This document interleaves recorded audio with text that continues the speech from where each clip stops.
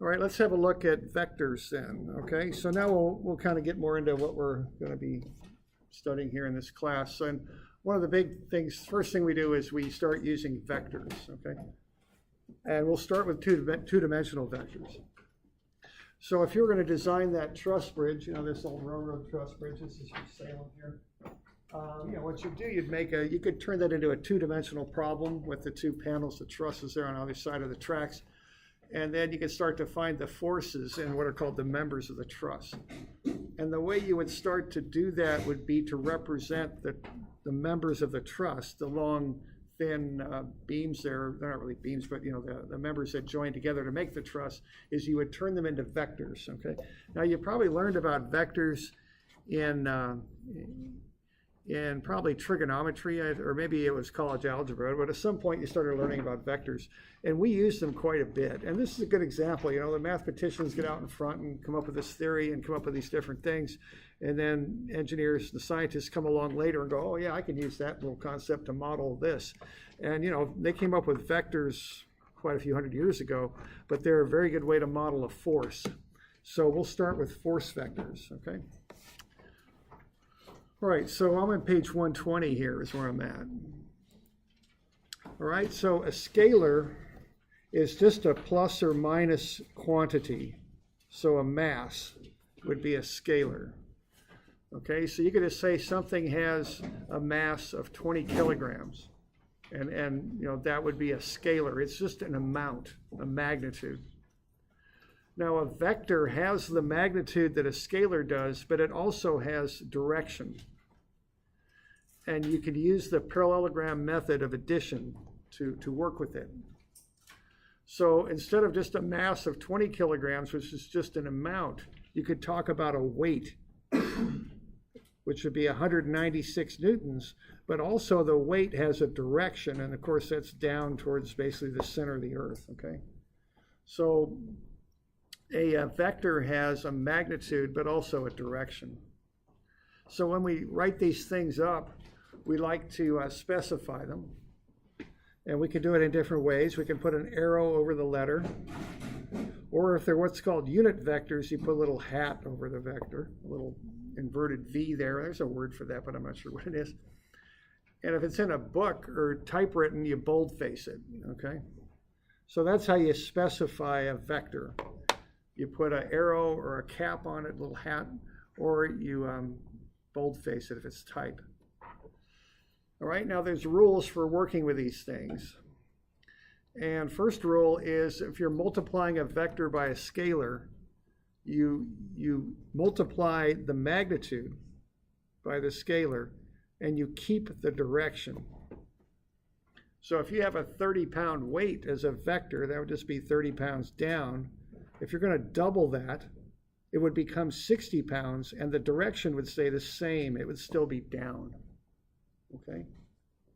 So twice a 30-pound weight is a 60-pound weight. The direction stays the same.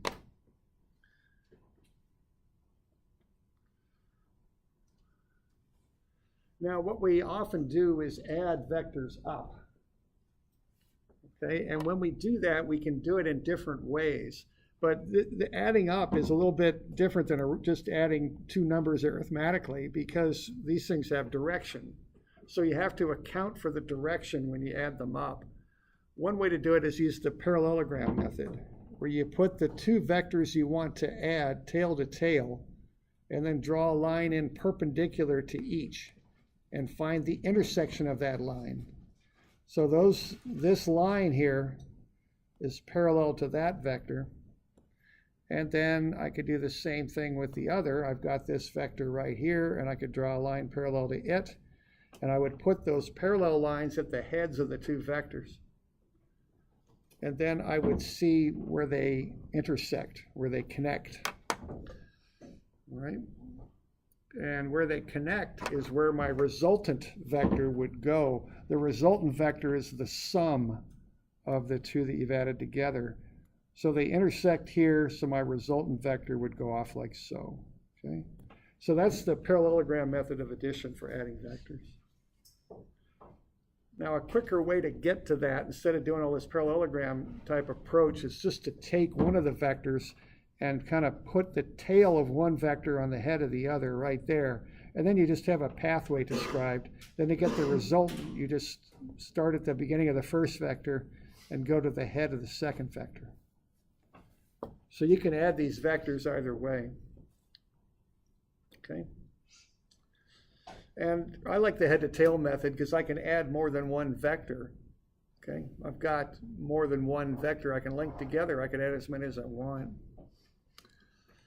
All right, I kind of think of this as kind of a series of directions. You know, you could tell someone to go, what, that would be northeast for whatever, 40 feet, and then go west-southwest for 30 feet, and that would be kind of a set of directions. The net path then would be from the beginning of where you started to the end of where you ended.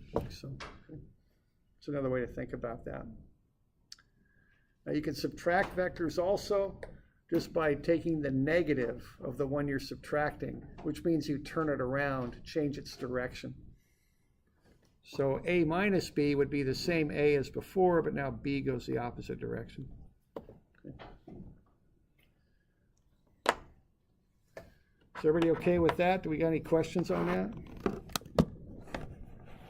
Okay.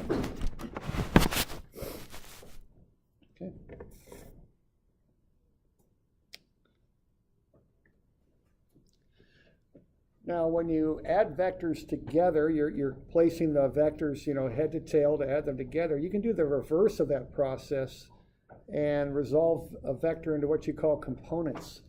So you could have two axes that you're going to resolve the vector to. So if I have vector r there, what I could do with that is I could look at the two axes m and n. Now, normally they're x and y axes. Just for the sake of example, though, I made m and m not at right angles, so they're not really x and y. The axes could be any two you wanted. And what I would do then is I would look at axis m, and I would do what's called projecting vector r onto the n-axis in a parallel direction to the m-axis. And then I could do the same thing in the n direction, like so, and I would get to the m component. So what I would have then would be the two components of r on the m and n axes. Okay? So you can break a vector up into components. So what you would say there is that vector m and vector n are the components of r. So m plus n would equal r.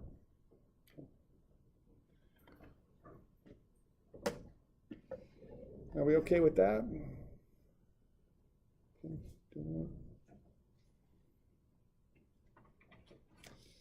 All right, why don't we have a look at an example now, because we can use vectors to represent forces is what we can do. And we can add forces up in the same way that we add vectors. So let's say that we've got an anchor plate here, and we're going to attach it to a wall, and we're going to apply those three forces to it. Let's find out what the net force would be on the anchor plate, and also what the angle is that it would make with the x-axis. Now first I'm going to do this graphically. Now I don't do many problems graphically, maybe survey problems I do graphically, but not statics problems. But I want to do one graphically just to show you how these vectors work. I want you to have a picture of this in your mind when you're doing the calculations that we'll end up doing.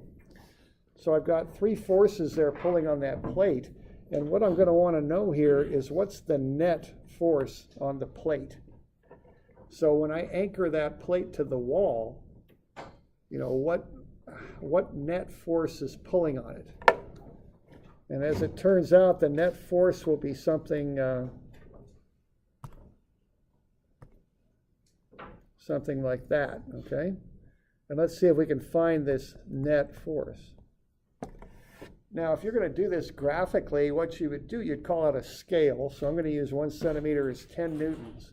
So every centimeter on my paper is 10 newtons of force. Okay. And what I would do then, I just add those three vectors together and to find the net force that they're pulling on the bracket with. So I'll just take them one at a time, and I'll plot them up at a centimeter equals 10 newtons, and then I'll see what the net result of doing that is. I'll start at A, and I'll first go in the for that first force there on the top at 53.13 degrees, and I'll make that vector 10 newtons long, or excuse me, 10 centimeters long, because it's 100 newtons. So that'll go up at 53.13 degrees up into the left, and that'll go 10 centimeters.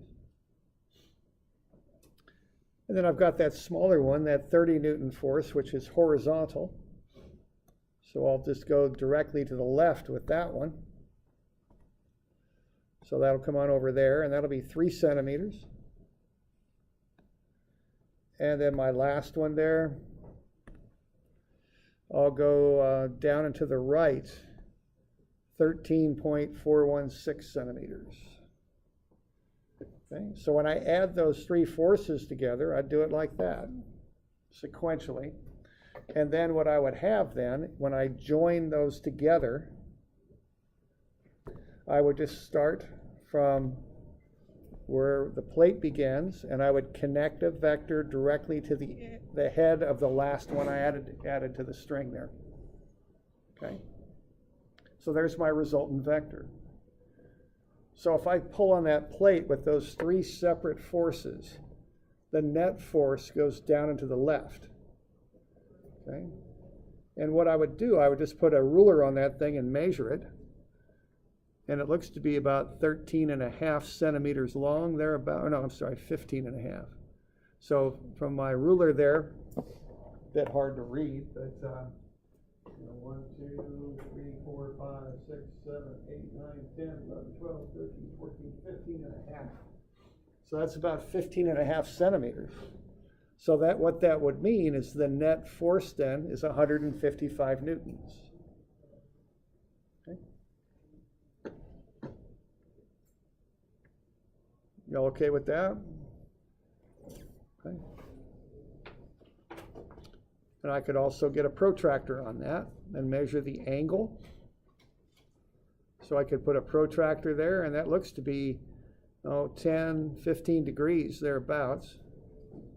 So that's 15 degrees down and to the left. Okay.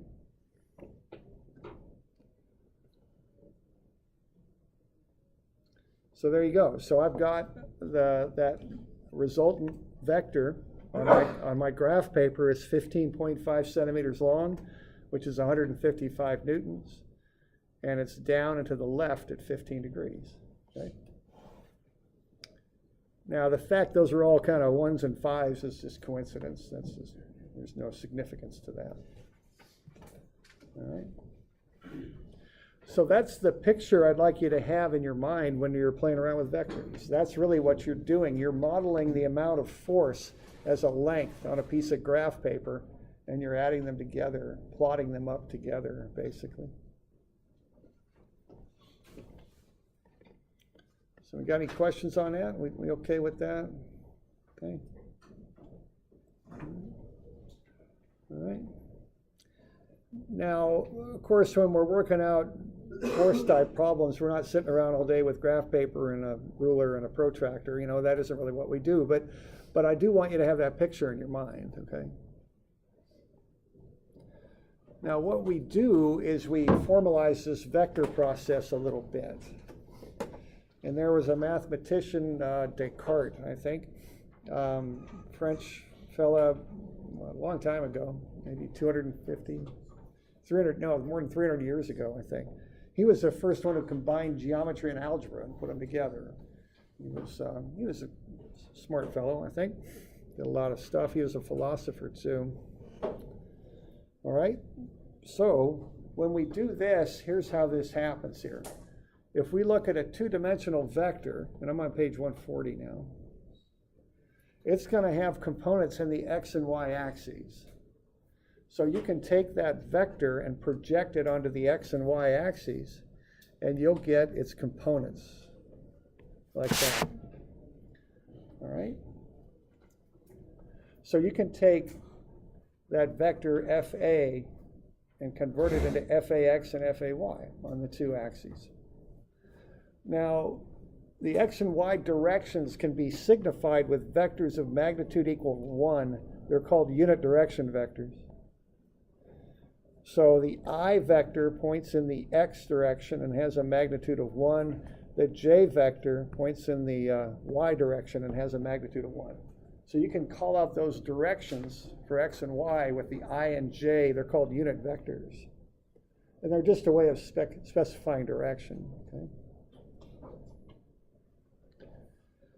Now this is just more a notational thing than anything. So if instead of saying FAX as a vector and FAY as a vector, I could call it FAY as a magnitude with the j as the vector part, and FAX as the magnitude with I as the vector part. Okay? It's just a little different way of writing it. But what it does, it makes it clear what the magnitude is and what the vector is. All right? So I'm writing that up as a magnitude on the left, the FAX, for example, and the direction on the right, the I, and the FAY and the J. Okay? Now, why I would do this is when you've got vectors, you can't just add up the numbers anymore. When you have vectors, they get trickier than that, right? So if you've got two vectors like this, if this one's 4 and this one's 3, and you add them together, you get the resultant, right? What's the magnitude of the resultant? It's 5, right? It ain't 7, all right? So you just can't add the numbers together when you're doing vectors because they point different directions, right? So, but what you can do is you can add the numbers if the directions are the same. That has meaning, okay? So if you want to add those two vectors, FA and FB, what you can do is you can break them both up into x and y components first. Then you can add the numbers for the like components together. And see, you can do that. So you can take FA and break it into FAX and FAY. And you can take FB and break it into FBX and FBY. And you can add the x components together, FAX and FBX. And you can add the y components together, FAY and FBY.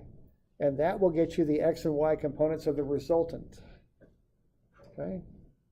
So what we're doing there is we're taking the two vectors and just breaking them up into x and y parts or pieces or components is the fancy word for it.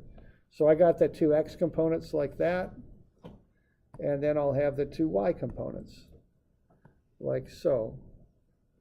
And I can add up the y's, and I can add up the x's. And that makes sense. I can do that, okay? And that'll get me the resultants. You all okay with that? Okay. Now, once I've got my resultant, that's going to be in a vector form. Okay, it'll have x and y components. So I got to be a little careful there, but if I want the magnitude of the resultant, how do I go about finding that?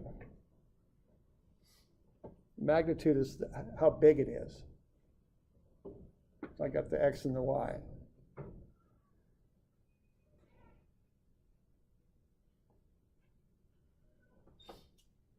Ask Google. What? Let's see. We got an x and a y component. So how do you get those? Add the x components, add the y components. Yeah. How do you add the x and y components? So how do you do it? You just add them up, or? Oh, it's square root. There you go. Yeah. We gotta go back about 2,000 years and talk to Pythagoras, right? So take the square root of sum of the squares, okay? So that's how you find the magnitude of the resultant, okay? Because they're at right angles. Our axes are at right angles, so they make up a right triangle. So I can take a squared right there and b squared and add them up, and I'll get c squared, okay? And so what I got to do to get c is I got to take the square root. So I could take those two, take the square root of the sum of the squares, and that will get me the resultant vector.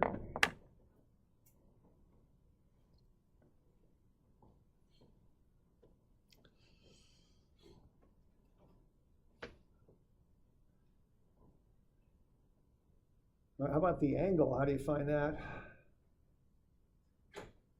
I know that angle theta.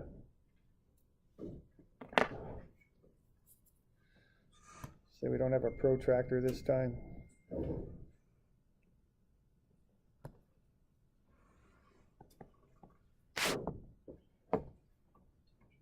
Yeah, do a bit of trigonometry there, arctangent. Okay. Okay. So you do arctangent of the sum of fy over the sum of fx. The arctangent is also known as tangent to the minus 1. Be a little careful though, because there's two answers for every arctangent. They're 180 degrees apart. So after you do this, you want to take a look and be sure the thing's pointing in the proper direction. Your calculator will default to the quadrants 1 and 4 answers. Okay, so sometimes if this true answer is in the 2 or 3 quadrant, you got to add or subtract 180 to get the actual answer. Okay. You all know what I'm talking about there? Here's quadrant, whoops. No, one, yeah, there's 1, right? And 2, and 3, and 4. So when you do an arctangent, it's going to default to quadrants 1 or 4. So if you have a vector like that, that'll be fine. But if you have a vector that points the opposite direction, you'll get the same tangent for those two vectors, see? And your calculator will always default to quadrants either 1 or 4. That's the answer it'll give you. So if your vector is going up left, you're going to have to, what, add 180 to that to get your true answer. I'm sorry, you're going to have to subtract 180 from your quadrant 4 vector answer that your calculator kicks out to get the answer you want, okay? So just be a little careful of that one. I'll show you an example of what I'm talking about with that here in a minute, but just be aware of that. You might have to add or subtract 180 to the answer your calculator kicks out to get the proper answer. Okay.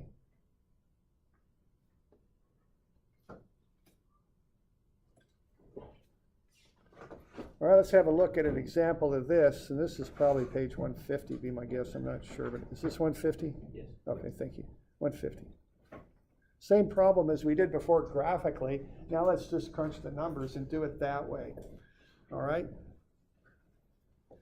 So, you don't normally work these out graphically in a practical way, but I just want you to have that picture in your head because that's really what you're doing, but you're doing it with mathematics now and trigonometry.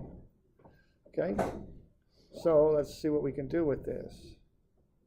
Now, notice what I'm doing here. See, I'm not just going to charge in there and start calculating stuff. I'm going to set up a table, okay? Because I don't want to make, I make lots of mistakes, but I want to cut down on the number of errors I make. So I'm going to set this thing in a nice table that I can work with, okay? Because, that's something about it being an engineer I want to get across, is you want to get good methods, good approaches you use that are just slow and steady and consistent. Because, you screw up in class, you get a little red mark next to your paper, but I used to survey. If I screwed up on a grade stake, that's bad news, okay? It really is, because, I pounded a stake in the ground, telling them to put the pipe over there, and it really belongs over there. That's not good. So try and develop methods where you're consistent and you take your time a little bit more and you make less errors and organized. I want to turn myself into a human spreadsheet is what I want to do, because I make less errors when I do that. So what I'm going to do, I'm going to get X and Y components of those forces. Okay, so I got that 100 newtons going up left at 53.13. So I'm just going to break that up into X and Y components. Now I can do this a couple different ways, and I've got them displayed here. Now the way I do it is I just make a right triangle out of it. And then I use the angle and I look at it and infer what the sign is from this, how it's put together there. See, that 100 Newton force goes up and to the left at a 53.13 degree angle. So what I can do with that is use that right triangle and use cosine and sine of that angle, and the hypotenuse is the 100 newtons. Okay, and I can come up with the magnitudes of the two legs of the triangle. All right, so that's what I'm up to there. Now let's just kind of remember this trig stuff. Hopefully you do, but if we have a unit triangle, I don't know how you learned this stuff. I learned it with the unit circle. So if this is 1 unit and this is theta, the adjacent side is cosine theta, the opposite side is sine theta, right? You all remember that? Okay, and you can remember SOHCAHTOA, or you can just remember that sine is the y and cosine is the x if you got an angle with the horizontal. However the heck you do it, you just want to come up with, get a good solid grasp of trig, because we'll be doing plenty of it, okay? So just sine, cosine, and tangent, that's really all we got to know. Nothing fancy. But we use this stuff a lot. All right, so what I'm doing there, I've got a 53.13 degree angle for my vertex angle here with the horizontal, but I don't have an original length of 1. My original length of that hypotenuse is 100. So what I'll do there, I'll take sine of the angle times the hypotenuse length. That'll scale up that side to the proper length. So sine of 53.13 times 100, which is the length of my hypotenuse, gets me 60. So that means that, I'm sorry, cosine, I pulled out the wrong trig function, that's cosine of 53.13 times the 100 is 60. So that's the length of this. The cosine of 53.13 is 0.6, but the hypotenuse is 100 units, which are actually newtons in this case, long. So that gets me 60 there, right? You all right with that? Now, what I'm noticing here is that my vector goes up left. So this vector goes to the left. So that's an x vector going to the left. So what's the sign on that thing? Negative, right? Because to the left is negative when you're talking about xy. So I'll use that 53.13 degree angle, get the length of that horizontal side, but then realize it's going to the left. So it's negative, okay? And then I can go sine 53.13 times 100. That'll get me 80, and that's going up, so that's positive. That's how I do them normally, okay?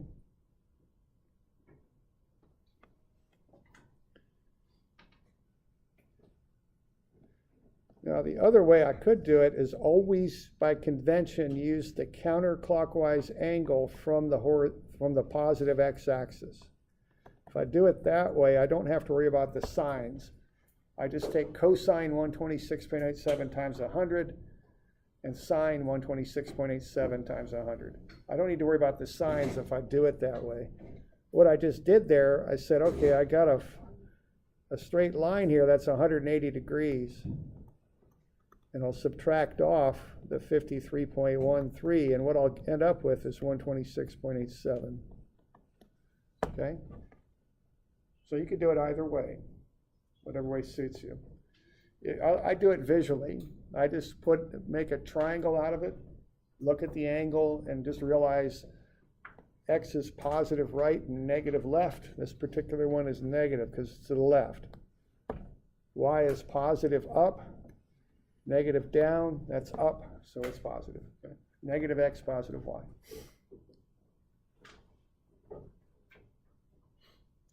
All right? So I did it both ways there for you. Doing all right with that? Okay.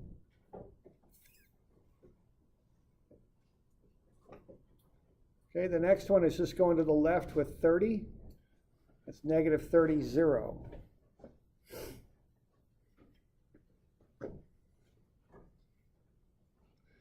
Why don't you knock the next one out there? So what's the last one? What are the two components of that?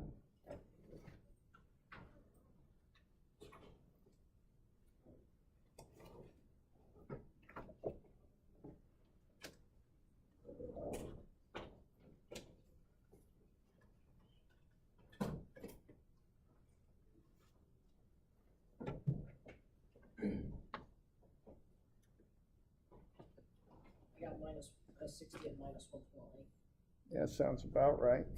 Not sure, but work them out and see what you get. Now watch your signs on them, okay? And use either method you like. It really doesn't matter. It's up to you.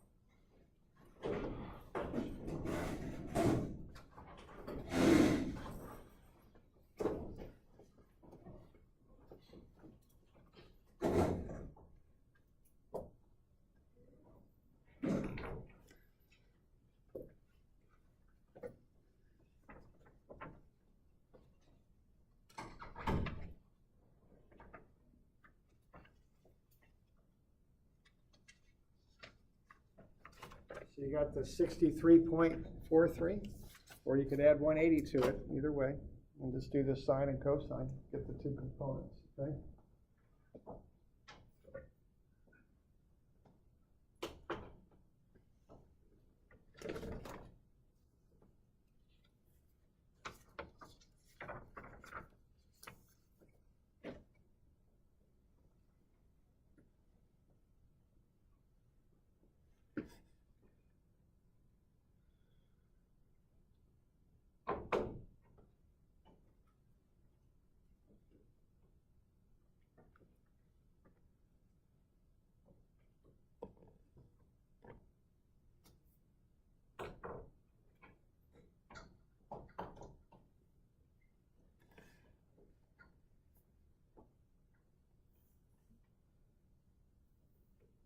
Y'all getting to what, negative 60 and negative 120? Questions on that? Y'all getting to that okay?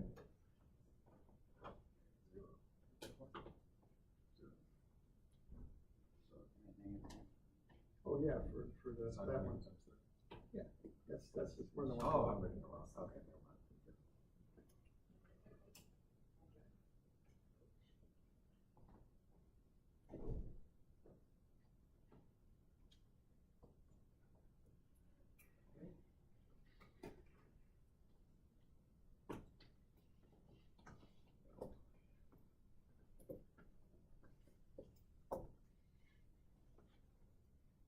Y'all okay with that? Negative 60, negative 120? Okay. Now, notice also I've kind of got this organized, right? I got my X over here, I got my Y over there, they're in columns. All I got to do now is add them up, eh? Okay.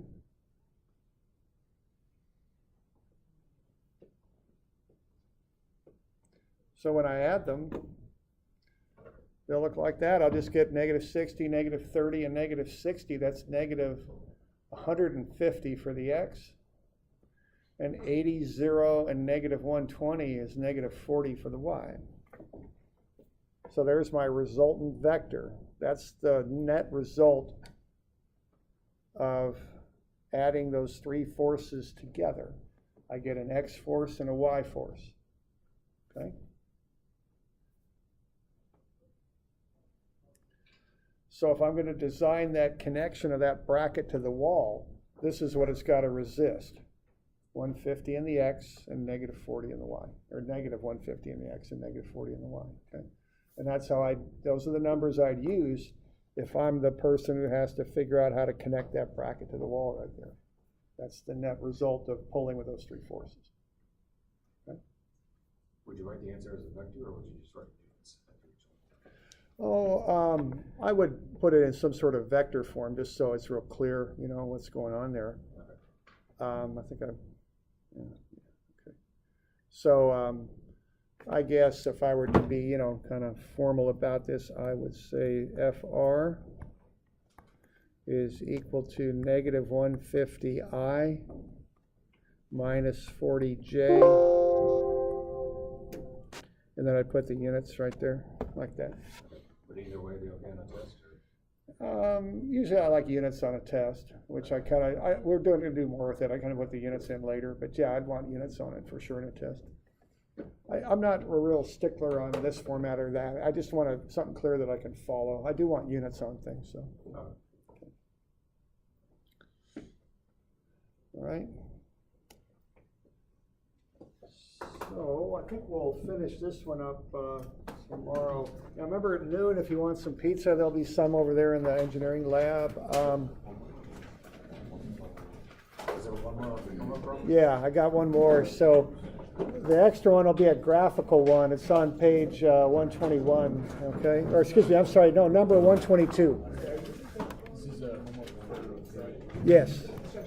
So 122, we have 112, and then we have that statics project that we did. And those are the three that are due on Friday, okay?